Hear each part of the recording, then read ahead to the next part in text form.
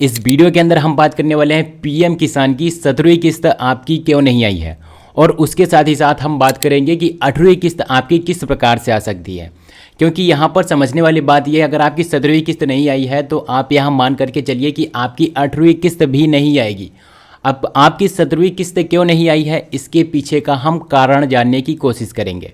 जैसा कि आपको पता है कि पीएम किसान की जो 17वीं किस्त थी वो 18 जून 2024 को लॉन्च कर दी गई थी और जिसके जिसके अकाउंट में आना था आ चुकी थी। और जो पीएम किसान की 18वीं किस्त है वो आने वाली है अक्टूबर महीने में पहले या फिर दूसरे सप्ताह के अंदर। तो जिन लोगों की आनी होगी वो 8वीं किस्त भी आ जाएगी। अब यहाँ पर समझने वाली बात यह है कि आपकी 17वीं किस्त आखिर क्यों नहीं आई है। अगर आपकी 17वीं किस्त नहीं आई है तो आप ध्यान देना, आपको 8वीं किस्त भी नहीं मिलेगी। तो आप अगर चाहते हो कि आपकी 8वीं किस्त आई है तो आपको पहले पता करना होगा कि आखिर आपकी 17वीं किस्त क्यों नहीं आई है।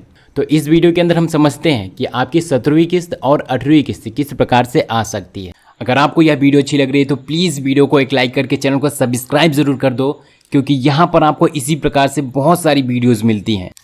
अब यहाँ पर मैं आपको बहुत ज़रूरी बात बताने वाला हूँ, इसलिए वीडियो को ध्यान से देखना। अगर हम पीएम किसान सम्मान निधि के ऑफिशियल वेबसाइट पर जाते हैं केंद्र सरकार के, तो वहाँ पर एक बात मेंशन होती है कि आपकी ई-KYC कंप्लीट होनी चाहिए। जी हाँ, आपकी ई-KYC अगर कंप्लीट होगी तो आपको 17वीं किस्त भी मिलेगी, 8वीं किस्त भी मिलेंगी और आने वाली सभी किस्त आपको मिलेगी। लेकिन उससे पहले आपकी जो ई-KYC है वो कंप्लीट होनी चाहिए। अब ई-KYC आपकी कंप्लीट नहीं होगी तो आपको किस्त नहीं मिलेगी। अगर कंप्लीट होगी, अब ई-KYC के अंदर बहुत सारे डॉक्यूमेंट्स आते हैं जिन्हें समझना ज़रूरी हो जाता है और उसको वेरीफाई करना ज़रूरी हो जाता है। तो क्या क्या डॉक्यूमेंट्स होते हैं उस चीज़ को अभी हम समझते हैं, और वीडियो के आगे हम ये भी समझेंगे कि आप कैसे चेक कर सकते हो कि आपकी KYC कंप्लीट है या फिर नहीं है। और इसके साथ ही साथ आप यह भी समझोगे कि आपका किस्त के अंदर नाम आया है या फिर नहीं आया है, किस प्रकार से चेक कर सकते हो। तो चलिए अभी के लिए हम समझते हैं कि आपकी ई-KYC क्या क्या कंप्लीट होनी चाहिए। यहाँ पर पहला नंबर आ जाता है निवास प्रमाण पत्र। आपका निवास प्रमाण पत्र कंप्लीट होना चाहिए। निवास प्रमाण पत्र जैसे कि आपको पता होगा कि 3 साल के लिए बनता है। अगर 3 साल से ज़्यादा हो गया तो वो मान्य नहीं होगा, तो इसके लिए आपको नया निवास कार्ड बनवाना पड़ेगा। अगर 3 साल से कम टाइम है तो आप अपना निवास कार्ड का यूज़ कर सकते हो। और दूसरा आ जाता है वोटर ID। आप जिससे वोटिंग वगैरह करते हो वो आपका वोटर ID होना चाहिए, वोटर ID बना होना चाहिए। केंद्र सरकार की अगर बात आ जाती है तो वहाँ पर आपकी वोटर ID कंप्लीट होनी चाहिए। अब यहाँ पर तीसरा नंबर आ जाता है ज़मीन से संबंधित बातें। आपका जो ज़मीन होना चाहिए एक लिमिटेड होना चाहिए जो कि आप डॉक्यूमेंट में दिखाओगे, यानी कि 2 हेक्टेयर आपके पास ज़मीन होनी चाहिए। अगर इससे ज़्यादा आपकी ज़मीन है तो आप लेखपाल को बुलवा करके अपना डॉक्यूमेंट सही कर सकते हो, वो भी ऑप्शन आपके पास है। तो आपकी जो ज़मीन है वो 2 हेक्टेयर तक होनी चाहिए। और यहाँ पर तीसरा पॉइंट आ जाता है आपका आधार कार्ड वेरीफाई होना चाहिए आपके मोबाइल नंबर से। आपको जो मोबाइल नंबर है वो लिंक होना चाहिए आधार कार्ड के माध्यम से, तभी आपको सारी डिटेल्स मिलेंगी, सारी SMS मिलेंगी, आपकी नोटिफिकेशन आएगा। और 5वां नंबर आ जाता है पासपोर्ट साइज़ फ़ोटो। आपको एक फ़ोटो लेकर जाना है और इसके साथ ही साथ आपका जो बैंक अकाउंट है वो रेडी होना चाहिए। बैंक अकाउंट आपके पास होना चाहिए और उसमें कुछ ना कुछ आप पैसे डालते रहो, निकालते रहो। अब चाहे 150 रुपया भी हो, आप ऑनलाइन पेमेंट करवा सकते हो अपने बैंक अकाउंट के अंदर 100-200 रुपया, जिससे आपका बैंक अकाउंट हमेशा चालू रहेगा, बंद नहीं होगा। दूसरे महीने, चौथे महीने, छठे महीने जाकर के आप बीच बीच में कुछ पैसे डाल दिया करिए या फिर निकाल लिया करिए। आप बैंक में नहीं जा सकते हैं तो आप जनसेवा केंद्र में जाइए, वहाँ पर आप 100 रुपया 200 रुपया डलवा सकते हैं या फिर निकलवा सकते हैं अपना बैंक अकाउंट नंबर दे करके। अब ये जो मैंने आपको डॉक्यूमेंट्स बताए ये सारे डॉक्यूमेंट्स वेरीफाई होना चाहिए वेबसाइट के अंदर। पीएम किसान सम्मान निधि के वेबसाइट के अंदर ये सारे डॉक्यूमेंट्स आपके वेरीफाई होना चाहिए। चाहो तो आप खुद से भी कर सकते हो, अगर आप खुद से नहीं कर सकते हो तो आप जनसेवा केंद्र में जा सकते हो, वहाँ पर आप डॉक्यूमेंट्स लेकर जाइए। आप उनसे बता दीजिए कि हमारा पीएम सम्मान निधि के अंदर रजिस्ट्रेशन करना है, ई-KYC नहीं आ रही, किस प्रकार से हम रजिस्ट्रेशन करें, तो वो आपको गाइड कर देंगे या फिर वो खुद से कर देंगे।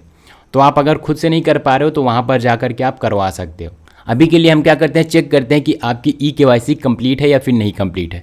अब हम चेक करते हैं कि आपकी ई-KYC कंप्लीट है या फिर नहीं कंप्लीट है। हम आधार कार्ड के माध्यम से चेक करेंगे आपकी ई-KYC है कंप्लीट या फिर नहीं है। तो इसके लिए सबसे पहले हम क्या करेंगे, क्रोम ब्राउज़र को ओपन कर लेंगे। क्रोम ब्राउज़र ओपन करने के बाद यहाँ पर आप सर्च कर सकते हो पीएम किसान सम्मान निधि। आप इसको सर्च करके इंटर कर देंगे तो आप यहाँ पर देखिए पहली वाली वेबसाइट आपको देखने के लिए मिल जाती है। इस वेबसाइट के अंदर आप आ जाएंगे तो पीएम किसान की ये ऑफिशियल वेबसाइट है। यहाँ पर आप थोड़ा सा स्क्रॉल डाउन करके नीचे आएंगे तो आपको यहाँ पर eKYC का ऑप्शन देखने के लिए मिल जाता है। आपको यहाँ eKYC के ऑप्शन पर क्लिक करना है। उसके बाद यहाँ पर आधार नंबर मांगता है। आपका जो आधार नंबर है, आधार नंबर डालने के बाद आपको सर्च के ऑप्शन पर क्लिक कर देना है। अगर आपकी eKYC कंप्लीट है तो यहाँ पर मैसेज आ जाएगा कि eKYC इज़ ऑलरेडी डन। अगर आपकी eKYC कंप्लीट नहीं है तो यह मैसेज नहीं आएगा। अगर ऑलरेडी डन का ऑप्शन आ रहा है तो आपकी eKYC कंप्लीट है। अब हम दूसरा नंबर समझते हैं कि 17वीं किस्त किसकी आई है। तो इसके लिए हम क्या करते हैं, स्क्रॉल डाउन करके थोड़ा सा नीचे आ जाते हैं इसी वेबसाइट के अंदर और यहाँ पर आपको एक ऑप्शन देखने के लिए मिल जाता है बेनिफिशियरी लिस्ट। आपको यहाँ पर क्लिक कर देना है और आप देखिए यहाँ से क्लिक करने के बाद यहाँ पर आपको बहुत सारे ऑप्शंस देखने के लिए मिल जाते हैं। ऑप्शंस क्या क्या होते हैं मैं आपको बताता हूँ। जैसे कि आपको सबसे पहले अपना स्टेट का नाम डालना है, उसके बाद डिस्ट्रिक्ट का नाम डालना है, उसके बाद सब डिस्ट्रिक्ट का नाम डालना है, उसके बाद आपको ब्लॉक का नाम डाल देना है, उसके बाद आपका जो विलेज का नाम है वो डाल देना है। और यहाँ पर अब आ जाता है लिस्ट एक ओपन होकर के। अब उसके बाद आप इंटर करते हो, यहाँ पर सर्च करते हो तो यहाँ पर आपकी एक लिस्ट देखने के लिए मिल जाती है। अब इस लिस्ट के अंदर आप अपना नाम देख सकते हो कि आपका नाम आया है इस गांव के अंदर से या फिर नहीं आया है। अगर आप चाहते हो कि आपकी 17वीं किस्त नहीं आई है, 18वीं किस्त आ जाए तो आपको क्या करना है, जन सेवा केंद्र पर चले जाना है। वहाँ पर जा कर के आपको सारे डॉक्यूमेंट्स दे देना जो हमने आपको बताया और उनसे बोल देना है हमारी eKYC कंप्लीट कर दीजिए जिससे 17वीं किस्त या फिर 18वीं किस्त हमें मिल जाए। तो आपको वहाँ पर 17वीं किस्त और 8वीं किस्त मिल जाएगा। तो दोस्तों this is the video. I hope कि आपको वीडियो पसंद आई होगी।